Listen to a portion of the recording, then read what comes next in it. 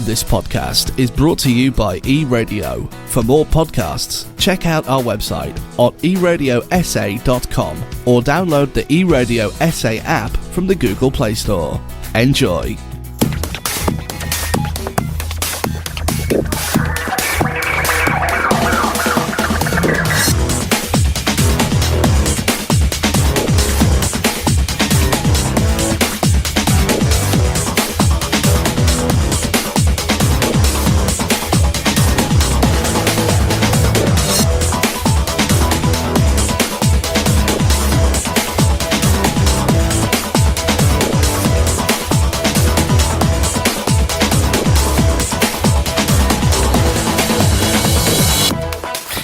Welcome again to TechPlus, and it's time for us to talk about all things tech, and it's been another week of eventful technology happenings, or technological happenings here in the world, not just South Africa.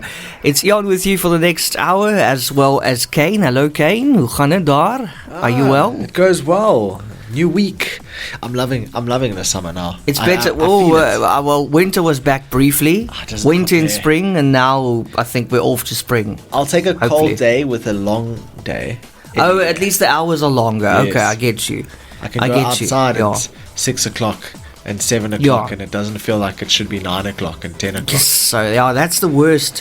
When it comes to midwinter, June or July, hey, when it's so dark at 6 and it feels like it's 9 p.m. It's crazy. The nights are so long.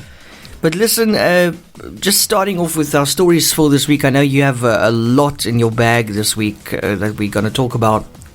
But I think one of the big stories that broke yesterday was the Independent Communications Authority of South Africa, ICASA, ordering the pay TV operator Star Times to shut down its StarSat platform here in the country. Now, StarSat used to be called Top TV. I don't know if you remember. I do remember something like that. So it was like an affordable kind of DSTV kind of thing. So you needed a dish on your roof and you got your decoder, and then you've got channels, some other channels to watch, a bit more variety than your usual SABC things. But anyway, what happened was their license expired. They needed a pay TV license. It was valid for 15 years and it expired in last year already, 2023, in July. Jeepers. So that means technically they've been broadcasting illegally for more than a year. I wonder why they're only pulling the plug now. But anyway, they said they submitted an application for a new license, but it was too late. And it was never granted. And now they say it's time to wind up its affairs here in South Africa. So I think, some dishes will be falling off soon. That's crazy. So now people will actually have a dish on their roof that's completely useless. Yeah, and also, I mean, what if you're paying? What if you have like a debit order and stuff? How's that going to work? Will they just cancel it as well? I think you're going to hear stories about debits going off even after they close down, and like, where does that go? But also, how can they run illegally for more than a year and only get shut down now? I mean, that's quite a long time. Because the license is a piece of paper, but the equipment is solid. Yeah. So the equipment's running. Maybe they like, you can't switch off our satellite because you don't know where it is. Our main satellite. Good luck trying to find it. Can't switch us off. They hit it. So now they're completely shut down. Well, no, they're supposed to shut down because the authority released a statement also saying that they're broadcasting illegally and they should be shut down. But StarSat's saying, excuse me, we're not going anywhere. Really? Yeah, it's CEO Debbie Wu said, we can assure you and the public that we will not be closing our operation anytime soon. So they've now become pirates. That's wild. like the pirate radio stations.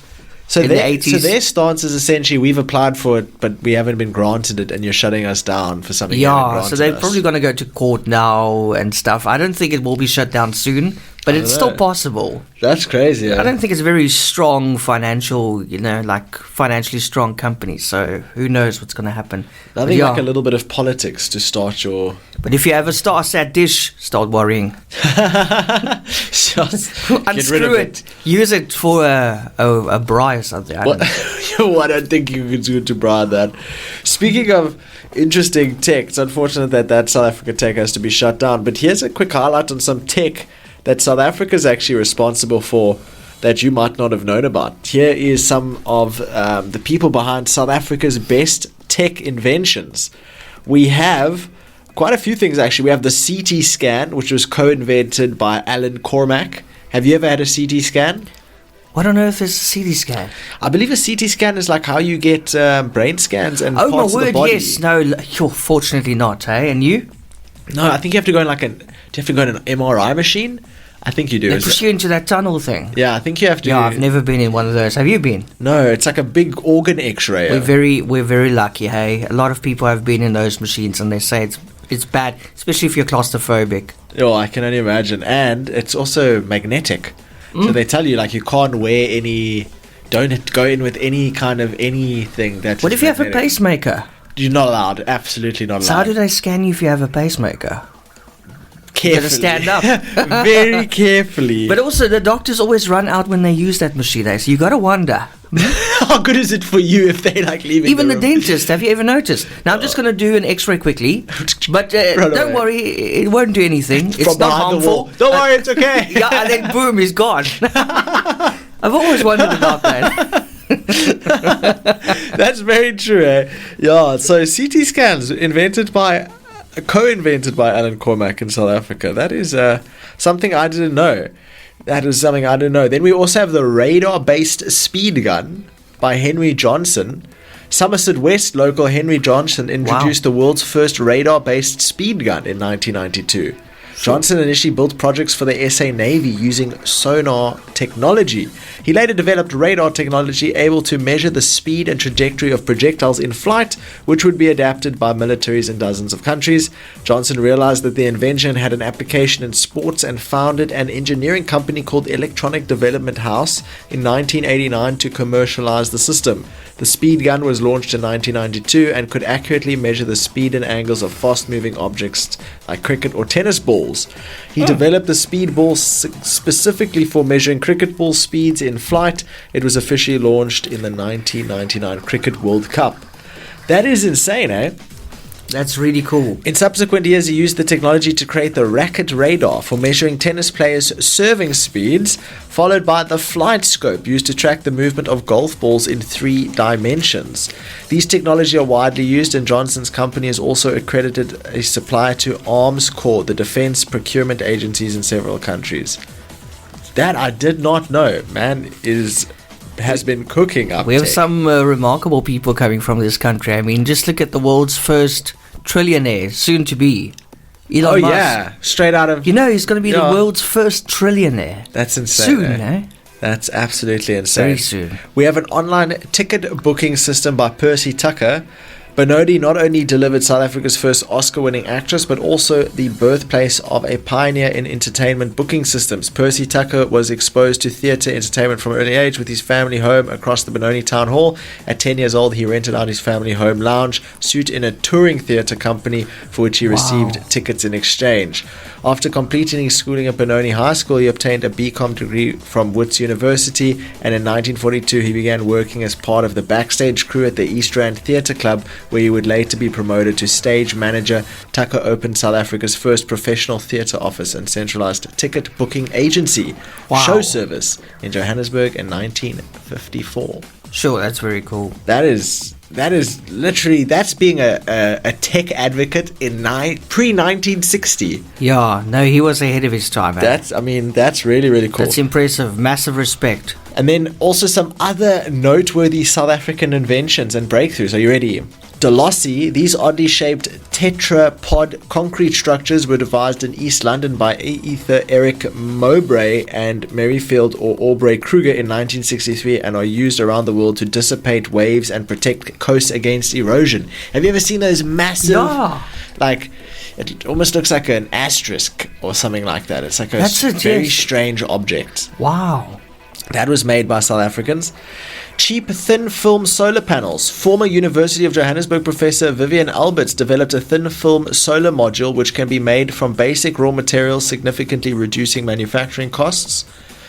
I told you South Africa would lead to like solar based breakthroughs. You know, leave us without power, we're gonna make a plan. commercialization of coal to oil liquefaction. While it did not invent this technique, Sasol built the world's first large-scale CTO plant and proved it was commercially viable to make oil and transport fuel from coal. And then Prattley Putty, the versatile epoxy putty adhesive, was invented by George Prattley and chemist Frank Robinson. In addition to its widespread use in construction, the putty was used on NASA's Ranger spacecraft, which took the first close-up images of the moon's surface. Wow! Not bad for a South African. Hey, not bad at all. That's brilliant, eh? That We've is got some really, really amazing cool. talent. Even when it comes to music in this country. We do. Incredible Talented musicians. talents. Yeah. Who's your favorite South African musician? Oh, I've got a few, eh? If you had to pick 3.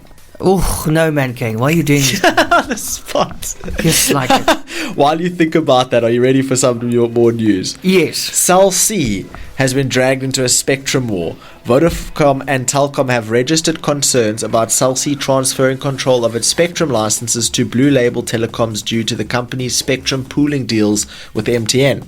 A public hearing was held on the 19th of September to discuss Cell C's application to transfer control of its network, service and spectrum licenses to its bigger stakeholder Blue Label subsidiary. Cell C filed the application because the prepaid company wishes to increase its shareholding in the mobile operator from under 49.5% to 63.2%. The application includes all of Cell C's radio frequency spectrum in the 2100, 1800 and 900 megahertz bands. Spectrum is the lifeblood of any wireless network carrier. It's the raw bandwidth they use to communicate between their towers and customers' devices like smartphones. In May this year, Vodacom launched legal action against the Independent Communications Authority of South Africa, or CASA, after learning that the regulator had approved spectrum pooling agreements between MTN and several other players. According to the court papers, ICASA allowed MTN to pool spectrum belonging to Cell C and Liquid Intelligent Technologies within its own. Vodacom said ICASA eRated and basically they said Vodacom basically Vodacom created legal action against the spectrum and the Independent Communications Authority of South Africa for allowing the spectrum to be consumed by a majority player. It's crazy because for me it's quite interesting that, you know, as an operator like Vodacom or Telkom and you're regulated by a regulator, often these bigger companies actually have to go and shout to the regulator, hey, look what he's doing. Yeah. You shouldn't be doing that. Yeah. And then they go and regulate it. They're Doesn't supposed seem to right. They're supposed to know. That doesn't seem right. Supposed to know. You know? Yeah, I agree. And on that note, I think it's not the only thing that has an industry where it's like that, where you have some industry that's regulated, but the participants of the industry, the companies in the industry, are beyond that of the regulator in the industry. So, for example, SpaceX has slammed but hasn't sued the FAA yet. The Federal Aviation Administration can't keep pace with the commercial spaceflight industry, was something that he said, and he also went on to say that it lacks the resources to respond to mission changes. SpaceX said in a letter sent in a response to a $633,000 in federal fines for launching 2 missions with unapproved changes, SpaceX owner Elon Musk has promised to sue the agency, but it seems as if they were still on the strongly worded letter phase of this particular feud. But they went on to post, SpaceX posted on Twitter saying, or X saying, for nearly 2 years, SpaceX has voiced its concern with the FAA's inability to keep pace with the commercial spaceflight industry. It's clear that the agency lacks the resources to timely review licensing materials, but also focuses its limited resources on areas unrelated to significant change. So that's very interesting for me. It's like, it's not the only place that's feeling the pressure of technological advancements beyond that of the scope of the regulator or the regulating bodies who are to do this. And I always remember when we were learning, you know, right back in the day when we were learning a lot about crypto, one of the guys that we were speaking to said to us, if you don't regulate yourself, someone else will step in to regulate you. But we're kind of getting to the point now where people step in and regulate, but the markets are advancing so quickly, technology is advancing so quickly that the regulators can't keep up because they're not making money in and that they don't industry. have eyes everywhere. They don't have eyes everywhere. Yeah. So we have one person shouting at the regulator that this person's doing something, and one person shouting at the regulator that that's doing something, and then you have someone like SpaceX who gets large fines, you know, $500,000 fines, for certain things not being right. I guess it's a very tricky place to walk when you're dealing with everything that Elon Musk would be dealing with, which is brain implants, Neuralink, extraterrestrial travel, leaving Earth, becoming an extraterrestrial species, electric cars. I mean, this guy's literally at the forefront of many regulating industries. But I thought that was very, very interesting. And now that you mention Elon, I mean, he and fines, he was actually fined again this week. Twitter or X was fined for briefly being open again to Brazilians, because it's been banned in Brazil. But there was a server change or something, and then Brazilians were able to access it just briefly on Wednesday. And boom. So he was fined again. But now it's been banned again as well, so they can't access it now. Don't they? I mean, can't they just use VPNs to access it if they really want to? Yeah, you would think that, right? I'm sure they can, man. I'm sure. Maybe, just your average person doesn't necessarily know how to use VPN. Or want to pay for it if you have to. Yeah. Well, here's also something very interesting. The new iPhone 16 is coming out. Yeah, and you can pre-order it soon, hey? Yeah. So the iPhone 16 is coming out, then you have the iPhone 16 Pro. And Max. And then the Max. So they're all coming out after each other. I'm all clued up, eh? You're all clued up. Yeah, I read the brochure. The interesting thing is, you can track flights, right? Yes. So you can just see any flight that's happening right now. Well, some clever people on X went onto FlightAware, and they said that FlightAware has a page up tracking the UPS planes loaded with iPhones heading to the US for Friday's launch. Clever. Assuming roughly 300,000 iPhones fit in a 747-8F, just one group planes near Alaska was hauling $2.3 billion worth of iPhones this morning. Oh my word! Wow! Can you imagine loading a plane with $2.3 billion worth of iPhones that are definitely sold? Yeah. And that's just one plane. Yo. On this radar, there are 4 planes. Wow, that's amazing. I didn't even think of it, tracking the flights to kind of see where the phones are. How crazy is that? I mean, who thought of that? Twitter people. Lots of time on their hands, but I think lots of time on your hands. Yeah, but I think it was clever. That is crazy. Nice, yeah. Speaking of clever or not so clever, apparently Mr. Beast has been sued by 5 contestants from his upcoming Prime Video reality competition show. Oops. The lawsuit, which is seeking class action status, alleges multiple causes of action related to the chronic mistreatment and neglect suffered by participants of the show. In August, the New York Times reported that conditions on the show Beast Games have been pretty bad. So there's been reports that they're not getting fed right, that conditions are bad, that the sleeping arrangements are terrible, that the bedding is horrible. So he's literally being sued now, poor guy. What kind of show is it? Unless it's truthful. Mr. Beast. Yeah, but what kind of show is it? He has all sorts of shows. Like he did the Squid Games in real life show. I mean, if they say that they're not getting enough food, I mean, if it's like a Survivor kind of show... He does crazy stuff. Understand. He'll do 1,000 kids versus 1,000 parents who can stay in the box the longest. Okay. And then he's got to feed those people. He's got to feed those 2,000 people participating. 1,000 kids and 1,000 adults. And they say when they're feeding them that food and part of the competition, then that's when they're being mistreated. Okay. So, very, very fair enough. Weird one. On that note, is it time for a music break? It is indeed time for a music break. Let's go.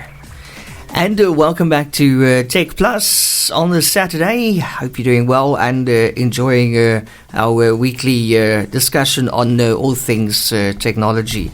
Kaine, what is next? I've got something for you that'll blow your mind. Okay, I'm ready. Or at least get it pretty close to blown. So, you may never need to refill this mopping RoboVac. Okay. Imagine a Roomba. How's yours? My Roomba does well. He's living his best life. Okay, and no escapes yet? No. No attempts? No, it would need to know where the door is for that. Still trying to figure out where the house is. So, the 3i S10 Ultra is claimed to be the first robotic mop and vacuum that never needs to be refilled or connected to a water source. It instead cleans and recycles its wastewater while also extracting all the clean water it needs from the air. Oh, Whoa. like the moisture, almost Yeah. like a dehumidifier kind Like of thing. Frozo from The Incredibles, just grabs the moisture out of the air. Okay.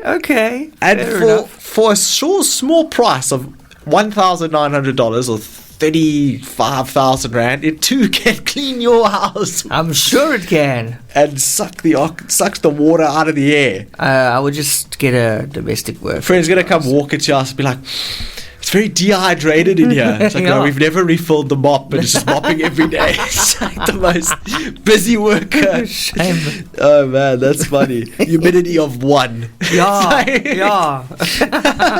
That is so funny. So that's the i9 13 Ultra RoboVac for 35,000 rand. They've just found ways to make the most basic stuff that you can get so expensive. You know, like the iPhone 16 Pro, I think, is coming out at 32,000 rand now. Oh my word. It is so expensive. And the cheaper one, the entry, what's the 23,000 rand, I think. Oh wow, okay. Yeah, so it's not. I used to get it on the contract, but then you'll be paying like 1,000 rand plus a month. I see That is- Vodacom are now doing Vodacom's doing what do you call it? 4-year contracts now, hey? Oh really? Yeah. That's a bit long, a bit of a long commitment. It's because they obviously saw that, you know, people don't need new phones every 2 years. Let's, you know, extend it a bit to 4 years. Oh yes. Do you want the same phone for 4 years? I start getting tired of my phone definitely into the 3rd year. What have you got now? I have my iPhone 15. You've got an iPhone, okay. Are you going to do the iPhone 16 thing? I was pretty disappointed because the iPhone 15 I thought would come out with some of the AI features, which was one of the reasons I decided to migrate. Just to find out that the iPhone 15 Pro and Plus are they going to be the only phones that get the AI features. Oh, man. So the only So option you I can't- have is to buy the iPhone 16, which I was considering because the iPhone 16 and the iPhone 15 are very similarly priced. If you consider if you bought an iPhone 15 6 months ago and you are buying an iPhone 16 now, they're very similarly priced, with the iPhone 16 Plus being quite a lot more expensive, 32,000 rand. Ish. But reading now, I've realized that the AI looks like it's only going to be coming out in February next year. So essentially buying I would be selling a phone or upgrading my phone to another phone to access AI features I originally bought the first phone to access, but still not being able to access for 4 months. So I was like, Oh, no. Nah, I'm just going to I'll wait for the AI features to come out and then I'll make my decision when or not I'll buy the Did phone. you have any overheating issues? No, the main issue I had with the phone was a battery life, which seemed to be worse in the beginning I and get remember you better over mentioned time. it. Yeah, you mentioned you spoke to somebody who's got a phone like it as well, and then he said his battery's even worse or something. Oh yeah, his was. I was asking him how bad your battery life, and I had maybe 5-6 hours screen time, and I was recharging my phone once every 12 hours, but he would only use Duolingo for like 50 minutes, and he had no battery left. So I was like, okay, maybe my phone's not that bad. But on my next topic here, this is very interesting. How much water and energy do you think it takes to write an email using ChatGPT? You ever wondered that? Yeah, I was wondering how. I know it's quite heavy on resources, to generate stuff. So the answer is about as much water as a single-use bottle holds.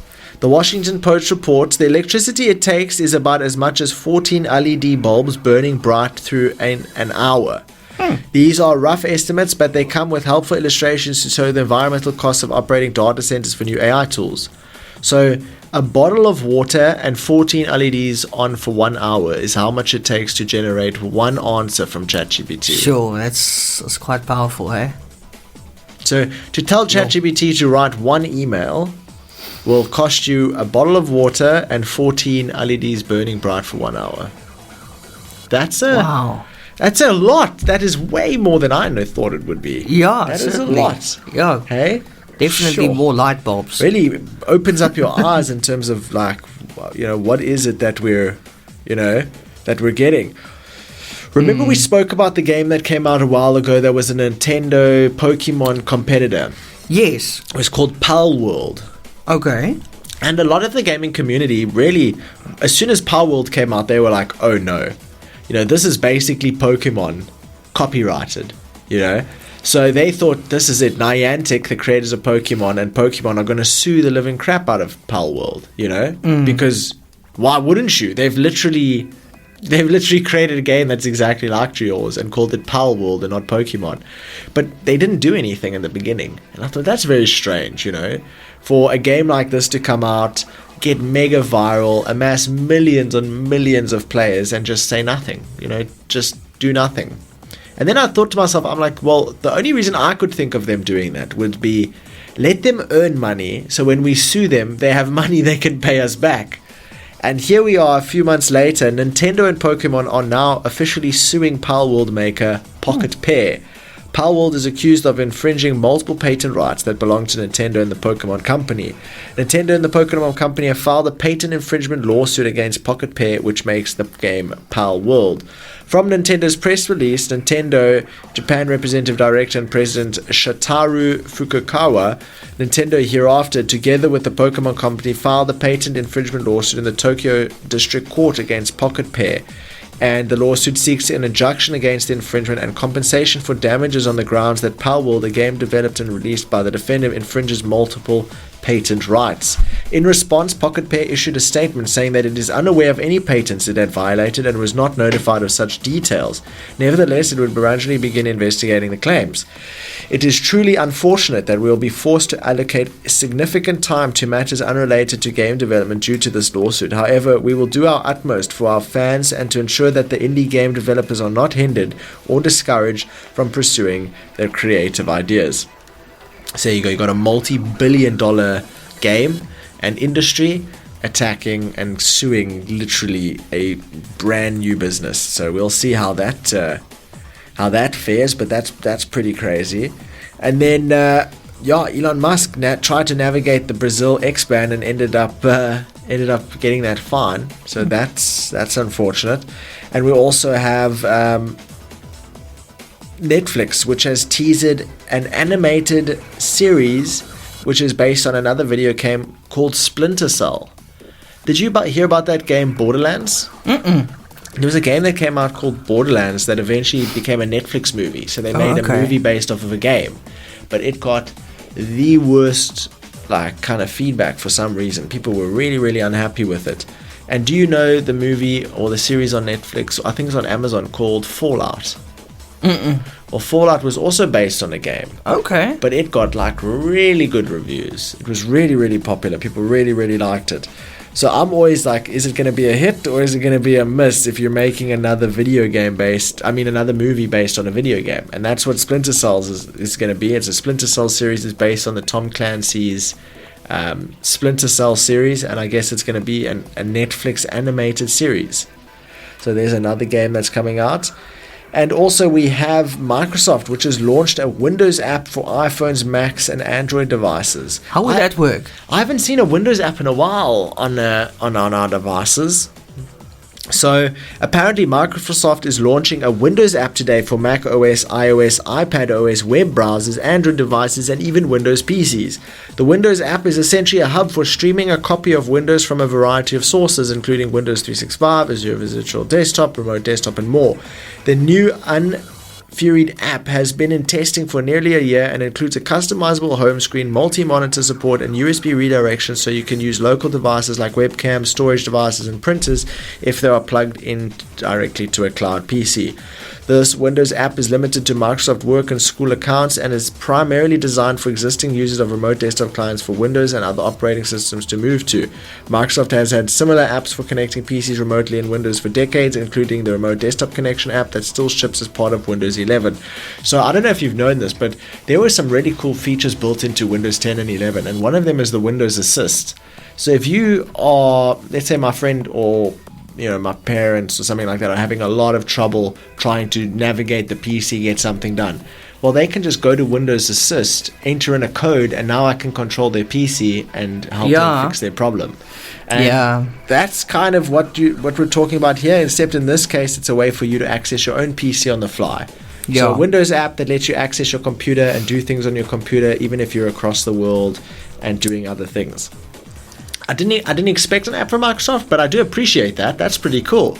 It's like a remote computer controller where you can access your computer. Maybe you need a file or something from somewhere. Maybe you can only check your email on that computer. Maybe there's maybe there is someone at home that you need to speak to, and you use a webcam to see that person, to speak to them. So there's all sorts of things that you could probably do. But I thought that was very, very interesting. And here is something crazy. How much RAM do you have in your computer? Do you know? A solid 8. You have 8 gigs of RAM. Stop laughing. And do you feel like you're short on RAM? Absolutely. Really? Do you feel it every day? Yeah. I'm also reminded of it when I hear the fan, increasing. How much? Okay, you obviously have an insane amount. How much have you got? Well, before I tell you how much I have, I've just seen that Microsoft Flight Simulator has announced what it thinks is a good amount of RAM for you to have to be able to play the game. It must be a lot, because that thing is very heavy. 64 gigs of RAM. Oh my word. That is... It won't even open on my computer. So, to get 60... Have you got 64? I do have 64 gigs of RAM. What? Yeah, it was a massive decision I had to make, and I didn't make it for the game. You have 64 gigs of RAM. I do. You just think of an app and it opens. It is like there. No, it doesn't even open. It just it's a different world. It's a different world. Yes, so that must be amazing. That thing must be so smooth, eh? Yeah, but I think I had to. It was an investment. It was like buying a little mini laptop for your computer. You have 64 gigs of RAM. That's like 8 times more than I. 2 32 gig sticks. Jeez. So you can play Flight Simulator. I could. I didn't do it, so I could. Flight Simulator is so cool. But I mean, I can understand why it's so heavy. I mean, have you seen the graphics on the new Flight Simulator? And it's so real, hey? It's crazy. And also it has a map of the Earth. Yeah. You know what I mean? No, flying around a one-to-one Earth. Yeah, it's amazing. Hey, imagine with a decent screen, that game must be a dream. It must be a dream. I mean, some people have those ultra-wide screens. It must feel like you're really in a plane. Yeah, imagine if you're like into airplanes and you want to be a pilot. Flight Simulator on a budget is you just have your brother like shake your chair. Simulate turbulence. Yeah, that's brilliant. But you can put VR headsets on and you can do all sorts of stuff in there. That's insane. But good luck finding 64 gigs of RAM on the fly. Where the heck did you find it? I had to really hunt. Or someone. And the crazy thing is, on the newer motherboards, when you start getting to like that amount of RAM, you need to make sure that your board and your RAM can run stably. So it's not just a quick little thing to get that amount of RAM. So yeah, if you are a Flight Simulator kind of fan and you are considering getting the most out of it, you better get prepared to buy a 64 gig RAM PC. But listen, you probably have like millions of tabs open and you don't even feel it, eh? I mean, like Chrome being so RAM hungry, you don't even notice it, do you? No, and the crazy thing is I did it because we work with mega huge files.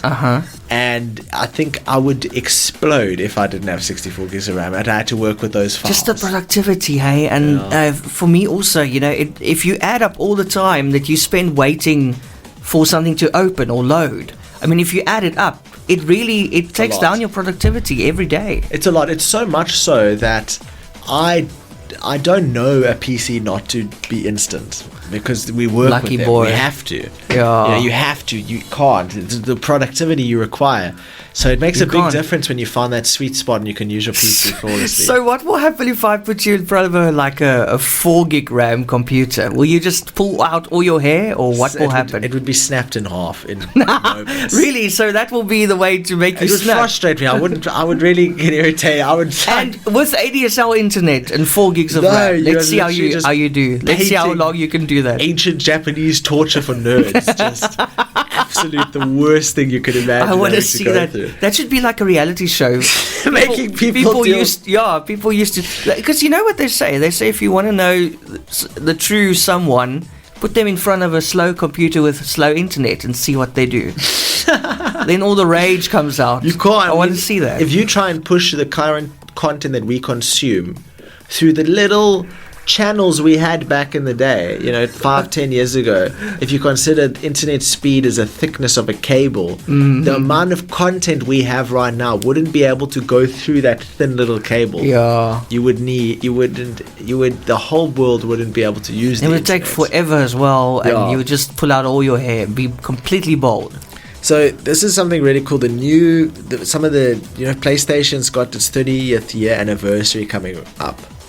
Okay. And obviously it's also got the PlayStation 5 Pro coming out, which is essentially like the souped up PlayStation, right? The new and improved, more damage, more power PlayStation. And they've made a limited edition version of this PlayStation that looks exactly like a PlayStation 1. Oh my word. Exactly like a PlayStation 1. Oh wow. So there is a PlayStation 5. It. I would love a PlayStation 5 that looks exactly like a PlayStation vintage 1. one, yeah. Look at the controller cable. It's even got my that word. vintage PlayStation 1 controller cable. You know what? Now that you mentioned controller, I don't know if you saw that there was an update this week, in recent days, of that ocean liner that went under the ocean. Oh, yes.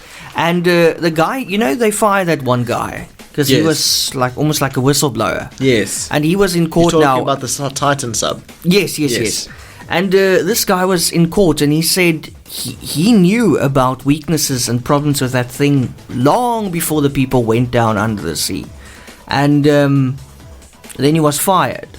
So they knew the risk. And apparently also the last line that came from the last message that came from the Titan was all good here or something like that. All good here. That. All good here. And then there's also a picture of the cone, the nose of the thing on the sea, on the floor of the sea, on the sea floor. And also the controller was also on the floor. No, I'm joking. Imagine that survived and they didn't. Imagine, oh man, listen now. Somebody on Facebook said, no, those weren't the last words. The last words were, I need a new controller. My controller's broken. Because, I mean, that's ridiculous. That controller they had. I mean, the whole thing's ridiculous. And I feel so sorry for the young guy who went on there and his dad kind of forced him to do it. I know, and they were like, "Don't be scared. Nothing's going to go wrong." And apparently, they left that. I wouldn't go. So the submarine, they left it unattended in the sun for like 2.5 weeks. Apparently, oh my word! Just baking in the sun, and it snowed.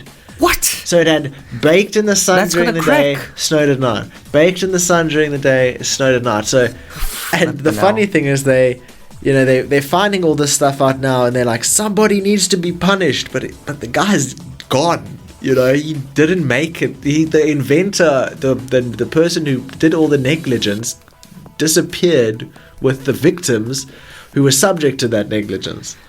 And we're back with TechPlus on your Saturday. Kaine, what do you think of Meta putting Instagram users under the age of 18 into new teen accounts?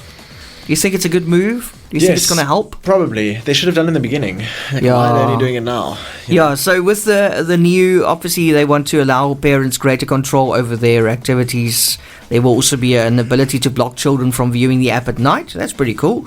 And the change will apply to new teen users, but will also be extended to existing accounts held by teenagers over the next few months. And changes under the teen account setting include giving parents the ability to set daily time limits for using the app, which is nice. Okay. Block teens from using Instagram at certain times. See the accounts their child is exchanging messages with. I like that. And also being shown the content categories they are viewing. Fair enough. I like that. If you see all the stuff that's happening on Instagram, all the extortion things. I mean, I don't know if you heard recently. I mean, he was just one of many kids who, they fell victim to extortionists online. So you have guys from Nigeria posing as a girl, and this guy starts talking to them. To the girl, but they're actually guys from Nigeria, and he talks to her and they exchange photos, and she says, send me a naughty photo. He sends her the naughty photo. Later on, these guys posing as this girl says, well, sorry, we're gonna leak your photo now to all your family members if you don't pay us whatever amount before whatever time. And recently there was a teenager who committed suicide like 3 hours after he got that message. Wow. He just took his life in his room. Just so like scared. That. I mean, those guys probably weren't even going to post the photo or whatever. That's terrible. I mean, so you see, this is where I like what they're doing now. These kind of controls. No, Yeah. I completely agree with you, and it's about time. I mean, parents must have an ability to monitor that part of Definitely. their. You can't It's a be dangerous world, man. No, and social media has changed so much now. I mean, the stuff that you can find on social media is just not. Especially on X.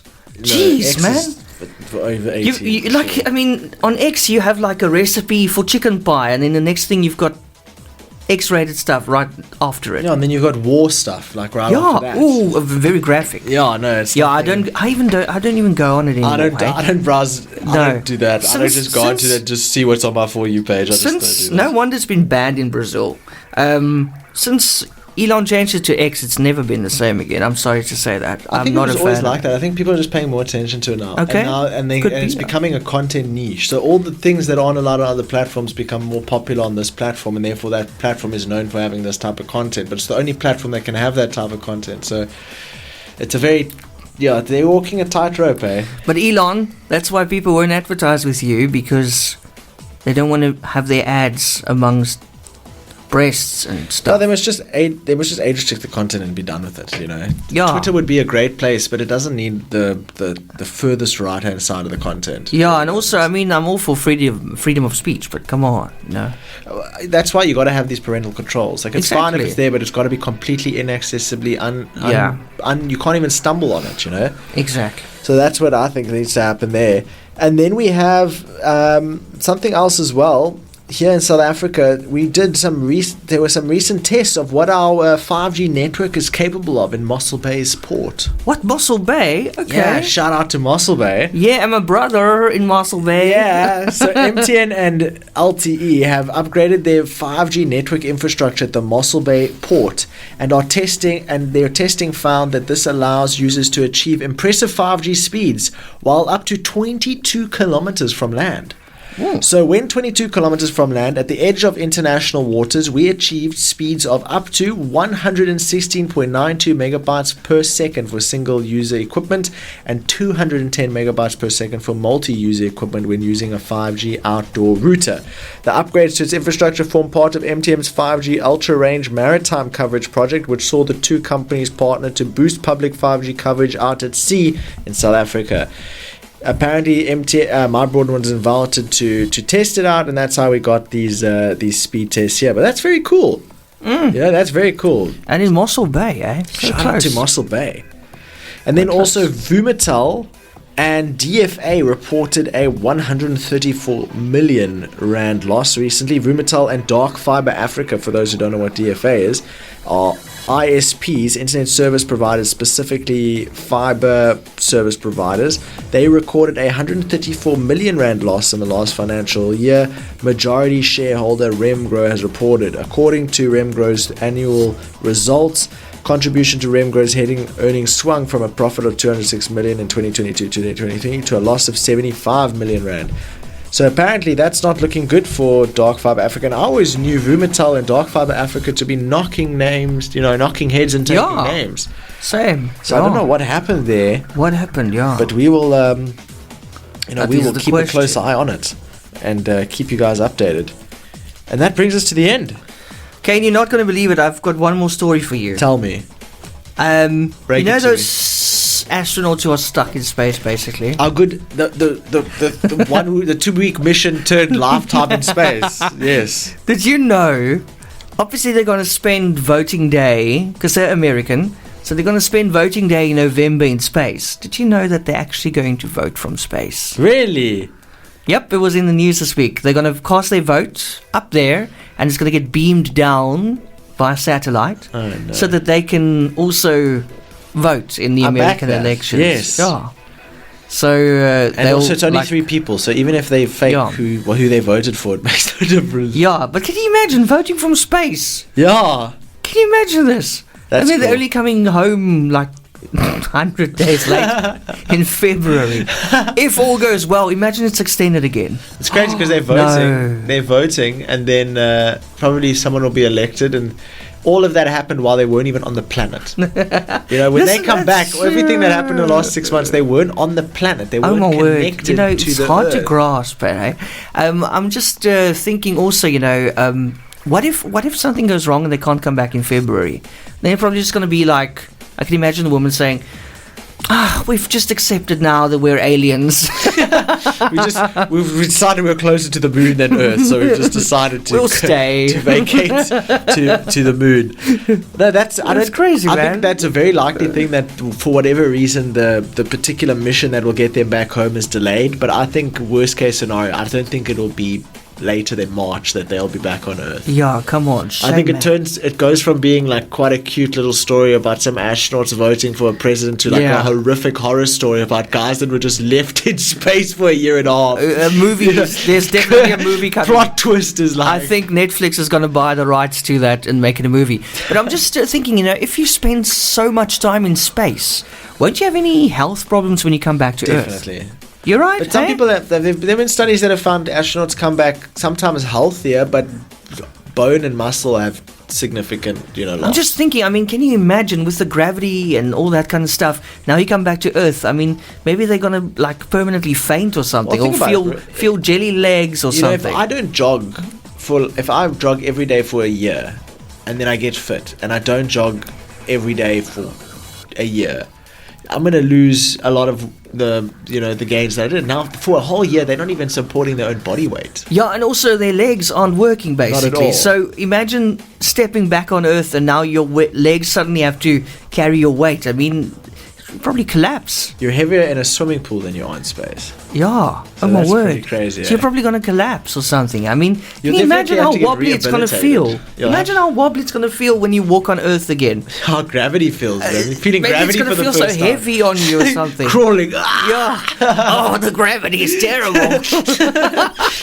I can't breathe. Bloody gravity. Man, that's funny. And that's another week on TechPlus. We are crazy, we know it, and we love it. Thank you so much for listening once again. And Kaine, thank you to you for popping in. Let's do it again next week, same time, same place. Thank you so much for everyone listening, and we'll see you next week. Cheers, everyone. Bye-bye. Bye-bye.